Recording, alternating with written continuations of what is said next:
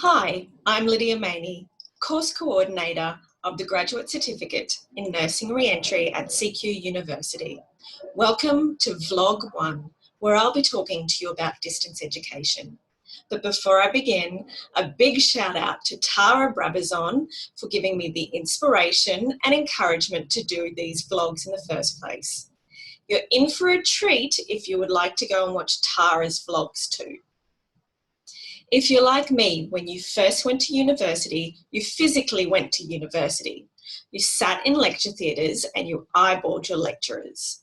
You probably had your class timetables sticky taped or glued into the front cover of your student diary, which told you when and where your lectures and tutorials would occur. You probably schlepped around heavy textbooks in even heavier bags from class to class on campus. If you had questions or concerns, you could go and physically visit your lecturers, and you made friends with colleagues and classmates over cheap, nasty coffee at the student refectory. University was as much a physical and social experience as it was an intellectual one. If this sounds familiar to you, then naturally you might find it difficult to wrap your head around distance education. Unlike internal study that you're used to, distance education predominantly takes place online away from the university campus. It has some appealing advantages, like accessibility for people who have obstacles attending university, and flexibility for students who can only attend university at certain times.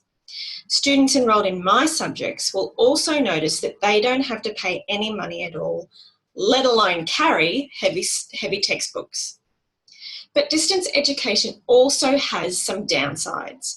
For example, it's self-directed and it has the potential to become very isolating, especially if you're studying full-time.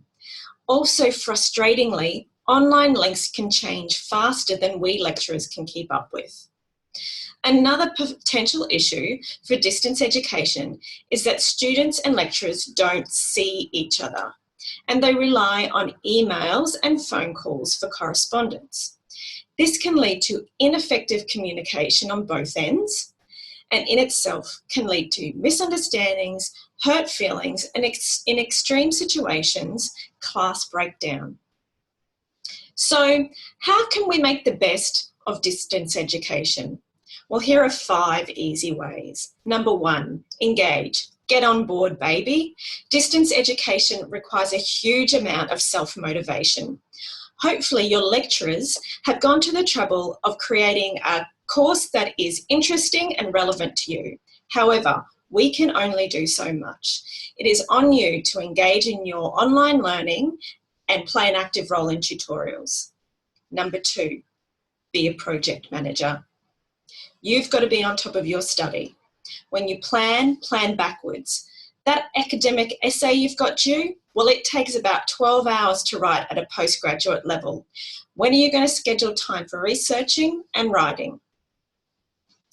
Make timetables, schedule deadlines, write it in your calendar, write a checklist, and stick to all of it. Number 3, be social inside and outside of the online environment. If you study full-time, that's 50 hours a week, and it can very easily become an isolating experience where you lose contact with the outside world. This can make some people understandably depressed. So make sure you join the online learning community and also keep in touch with family and friends. Be sure that you also have interests outside of study to keep your life in perspective.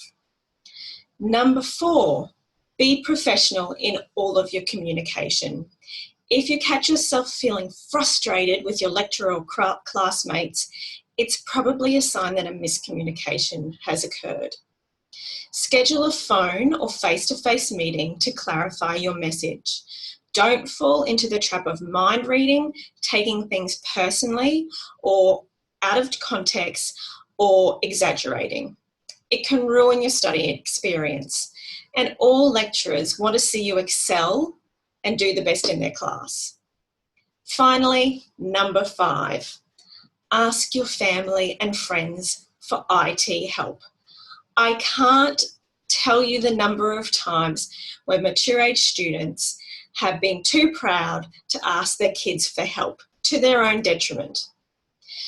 If you are struggling with IT issues, ask your kids for help. They're probably more comfortable around technology than you are, and they probably use the same or similar technology in their classrooms.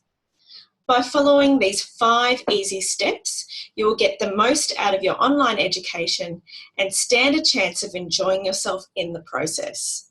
Until next time, goodbye.